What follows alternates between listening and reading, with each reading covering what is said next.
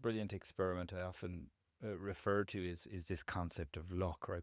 People consider themselves to be lucky or unlucky, or I never win anything, or whatever it is.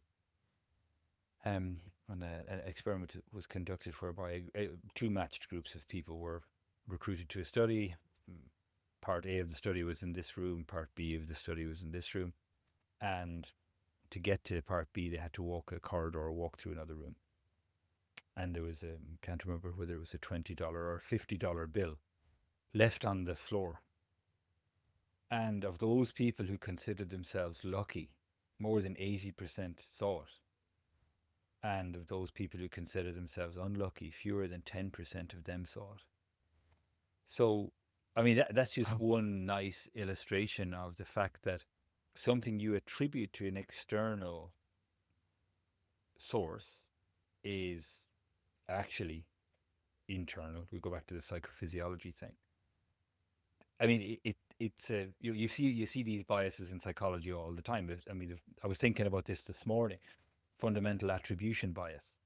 So I live here in Marino, and there are parts of the it's a lot of higgledy-piggledy street. So if you drive, you often have to kind of pull in and let somebody pass, and there's a lot of kind of zigzagging and whatever. And there are these accepted kind of social rules around it. So I'll let one or two cars go, and then somebody will eventually say, okay, you know what, you've done enough now. I'm going to let you go through, and there's a back and forth, right? Right. And sometimes I have the kids in the car or whatever it might be. But if somebody lets me through, I'll always give them a wave, right? And most people will always give a little wave. Now, in that instance, if somebody doesn't wave, we tend to attribute that negative action to them personally. They are a bad person. What an asshole, whatever. If I don't do it, I tend to attribute it to external events. So the boys were asking me to change. Yeah, the boys were asking me to change Yeah, the you're song. busy, whatever. Oh, Yeah, Jesus, yeah, I was just caught up in the moment, whatever it is, da da da da da da. I was thinking about yeah, the yeah. NCT, and I thought, oh, shit, sorry. So that's a very simple example of a very common bias we have. Somebody opens the door of a car in a car park, and some litter falls out. If it happens to me, it was completely by accident. If it happens to somebody else, I can't believe they would do that. What a horrid person. If I see them inside in the shop, I'm like, oh, this is terrible. And I interpret everything they do as terrible. So we are so rife with biases, so rife, it's so easy to manipulate, so easy to drag. We are being dragged around by the nose, and this is just getting worse and worse and worse as we submit all of our attentional resources and our opinion making to the big social media groups and people and whatnot. We have handed it over, and they suck out of us our greatest resource, which is our attention. I mean, it is by far and away. When I did my PhD many years ago, it was on caffeine. Coffee was the second most widely traded commodity back then, after oil. I mean, now by far and away the most valuable, I don't know whether it's a commodity or whatever you call it, is human attention. It's fascinating that you say attention is our most valuable commodity, because so very few people ever study attention and have practices to train their attention. So unless you've studied mindfulness or meditation, that is a practice of training your attention. I have a book behind me, maybe read it, Dan DePandy, called I think it's called The Unwavering Power of Focus or something. And it's a really, really good book, because he talks about this ability to focus our attention. And I think if we give that away, I mean, I suppose even if we don't give it away, we don't know what's driving us. But if we give away our ability to focus, if we give away our attention freely, we don't take control over that. Well, we've given away I think everything. we don't need to go too hard on it, in the sense that our attentional capacity, or our capacity for sustained attention, is not amazing. It's not supposed to be. I mean, we are built for sort of, keeping an eye on things and whatever, and that's absolutely fine. But we now have in our lives these kind of vacuums for attention that keep just sort of sucking it in and sucking it in. And that it just changes the rules a little bit. So we have a phrase I often use is we have an old brain for a new world. So even now, more than ever, we just need to strengthen ourselves a little bit. For instance, we fully accept an industry around fitness, that our modern existence does not lend itself to being so healthy. So I sit in this little corner of the room for many hours of the day, and a lot of people do, and people commute and whatnot. So we understand that you have to artificially insert physical activity into our day. We didn't have to do that. I mean, what I always marvel at, we were in France recently, and we went to some of the D-Day memorials and whatever. You see some videos, and there's some uniforms, and you look at how small the jackets were, and you look at the videos. Everybody was nobody was overweight, right? Because food, all various different reasons. But there was a lot of. I look at my grandfather who died in his 90s, in 1998, always sort of slender, right? Because he was active all the time, all his life. That was just, he was a farmer, was a hardworking man, etc. And it was the same for everybody. And we've accepted now that things are different. Food is different, lifestyle is different. So we have injected or irrigated into our lives this kind of fitness, artificially inserted fitness.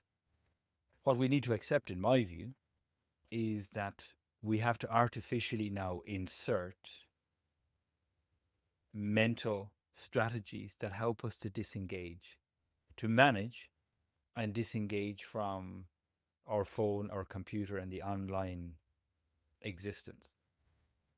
We are not equipped to deal with it. And this goes back to my principle about this free will and understanding how in control of things we are. We are not in control of things. We don't have the free will that we think we have. And the way in which we are manipulated by particularly social media, but increasingly now more this mainstream media.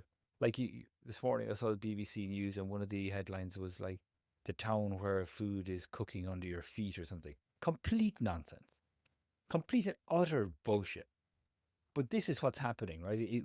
We are kind of being drawn down this route all the time. And then, in my view, then we just have to just inoculate ourselves a little bit, examine, understand what's happening, and then put the pieces in place. Things like mindfulness are a very good example, which will help us to overcome this nefarious, insidious influence of social media. But one, we have to accept that it's happening. And two, then we have to understand how. And for me, it's the reason I talk to people about the mechanisms of gratitude, or the mechanisms of attention, or the mechanisms of mindfulness, is that we take it out of the spiritual bin, or the bin of, well, that's not for me, and put it into the bin of, well, this is actually reality and something you need, and this is how it works, and it's okay.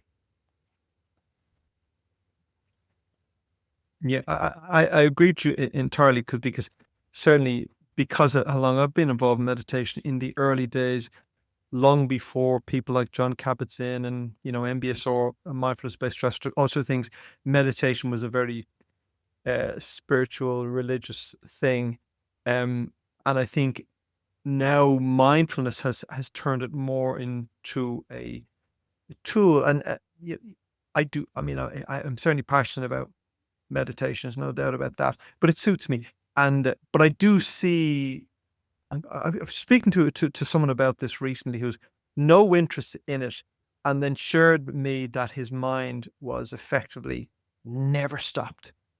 Like he's going, no, I can never shut my mind off. And which, I mean, the mind is not, I don't think you need to try and shut your mind off. But point about his mind is a crazy place for him, and yet mindfulness meditation is no value. Didn't see the connection in two, which is akin to me to being, I'm overweight and unfit, but why would I exercise? So we've talked a lot around a lot of principles here, and I suppose a lot of philosophical things. I do love the fact, coming from that background, I do love the fact that science is now Hmm. stating the reasons, the physiological reasons why this makes, because I do think for a lot of people go, I don't do woo-woo stuff, and then I go, this makes a whole lot of sense. Can we talk a little bit about the lifestyle changes that people need to make, and what steps can they start bringing into their life that will begin to take them in a more healthier, sustainable It's a fair direction? point. Um, and I defer to people like yourself and other experts in mindfulness and meditation on this one, but people often talk about, sort of refocusing on their body. Right. So the thing that you can bring with you is your body and your breath, right? So you can take that with you anywhere you go. And the first port of call, I guess, is awareness and understanding. What's happening? What am I trying to achieve here? And trying to disengage ourselves from this kind of tyranny of should, right? I should be able to do this. I should be able to do that. I shouldn't be doing Mm. that or whatever. And saying, right, okay, well, I can't, I don't have time to meditate, right? I'm too busy or whatever it is. Saying to ourselves, well, actually, that's okay. We're not asking anybody, and I don't. I meditate very little, actually. But we're not asking you to get up an hour earlier in the morning and have a fourth room in your house that's got all the bits and pieces in it. This can Mm. be something that is just momentarily available to you. And if I can just, I don't want to talk practically, but I think it's really important that people understand this mechanism. It's not about not feeling. If you want to be stopped being pushed around by your environment creates emotions or events internally or externally create emotions, and then emotion creates action, right? And that's brilliant, right? If kid runs out in front of you, you're driving, you get this, you bang on the brakes, right? And you get the shock, and that's brilliant, right? What we need to understand is that emotions are extremely powerful and extremely quick. They are built to be overwhelming because of the secrets in the name emotions, trying to get you to move, to do something, anger, fear, rage, disgust, whatever it is. They're extremely powerful. They're full body, their brain and body, and they're extremely quick. So we talked about it a second ago about pre-conscious processing of information. By the time you get your neocortex, the sort of the most developed bit, online, it's about 100 milliseconds after the event. Information arrives into your brain at point zero. Within 2 to 8 milliseconds, the muscles in your neck are activated. So you've got this black and white security guard that basically activates you. Then a long time later, you become conscious of it. So actually, by the time you're conscious of something, the emotion's already happened and it's already influencing your behavior. And the way your limbic system interprets it changes the data that gets up to your cortex anyway. So you're never getting unfiltered, clean data. The reason I make that point is when people talk about meditation and mindfulness, the interpretation often is that I shouldn't feel angry. I shouldn't feel scared, anxious, afraid, disgusted, whatever. All I would say to people is if we can begin to understand the difference between not experiencing, which is nonsense and impossible, to not reacting. So get angry when that person pulls out in front of you at a red light, or get upset or scared. Or, yeah, of course. If you had to Feel the stand up in anger, front of a feel it room of fully. people, Feel bullshit, you're not nervous. You are. you will be But if you're saying to big yourself, I shouldn't be nervous. He wasn't nervous. Actually, he was. I shouldn't be angry time. about this. Actually, Yeah. that's okay. But if you decouple Mm. the emotion from the action, you will, in a brilliant phrase that my father-in-law used, you defang the tiger. The tiger sits there, the emotion is big and heavy, Mm. but it cannot influence you. And and you might have, I'm sure it's a very overused phrase, um, by Viktor Frankl from Man's Search for Meaning. Between stimulus and response, there is a space, and in that space, there is a choice, and in that choice lies your freedom. And that between that stimulus and response is a space. That's an actual physiological space in your brain between the emotion and the logical bit, and you get this huge overwhelm of emotion. So if I am talking to people about, you know, what we can do, is first of all understanding that mechanism.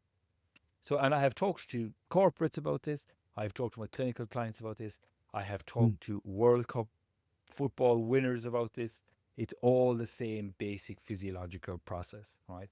And if we can understand then that a lot of our day, and I refer to this Paul Gilbert's 3 circles model of emotional regulation. If you think about 3 circles, a big red circle at the bottom, and a big blue circle up in one corner, and a green one up in the other corner. We tend to go a lot of time from this red circle, threat, to blue, which is drive.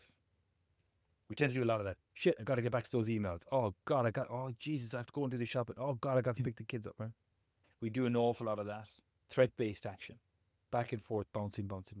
And up here in the blue is action, it's achievement, it's, you know, it's goal-orientated, it's all that kind of stuff. There's nothing wrong with the blue circle. But getting to it from a physiological sort of stress point, being driven by emotion, takes off your prefrontal cortex. So your good nuanced decision making becomes slightly less. If you do that 1,000 times a day, you can imagine the net benefit. So what I say to people is, think about this green circle, this soothing connection circle, and start off by saying to yourself, what's in that circle? What's up in that green circle for me? Is it your children? Is it out in nature? Is it a nice dinner? What is it that soothes you, that brings you contentment? And often it is nature. And that's why people have, you know, I have it here myself, a picture of my kids on my phone screen or whatever. What is it that just gives you a bit of relief for a second, right? So we say you get the red circle and you want to get to blue. Of course, you want to achieve things. These people, you know, when I was speaking on the FA Wales pro license seminar, I think, these are people who won the World Cup, won Champions Leagues. They are achievers. But you don't have to get there from threat. If you could get to green first and then go across, you get your prefrontal cortex back online, you reduce cortisol and adrenaline, and you achieve more in a more contented way. So the first thing I would say is a very long-winded way of answering the question, is what's in your green circle and can you grow it? How can you expand it out? Things that are meaningful, content-filled and soothing for you. This is not about not achieving things. It's not about slowing down. It's not about saying, do you know what, I need a less stressful job. No, that's all fine. But if you can get there not from the red circle, and of course the underpinning that is understanding when you're in the red circle, and that's where your mindfulness comes in. It's saying, oh, okay, that's interesting. I'm talking to this person and I want to punch him in the face 100 times. It's this red circle. Here it comes. I feel this overwhelming urge in my body. Can I get to, before I act, can I get to green and move on? And the more you practice that decoupling of emotion from action, which the very process of mindfulness and mindful meditation facilitates by strengthening connections between the prefrontal cortex and the limbic system, the better you get at it. You'll never feel emotions less. You'll just be less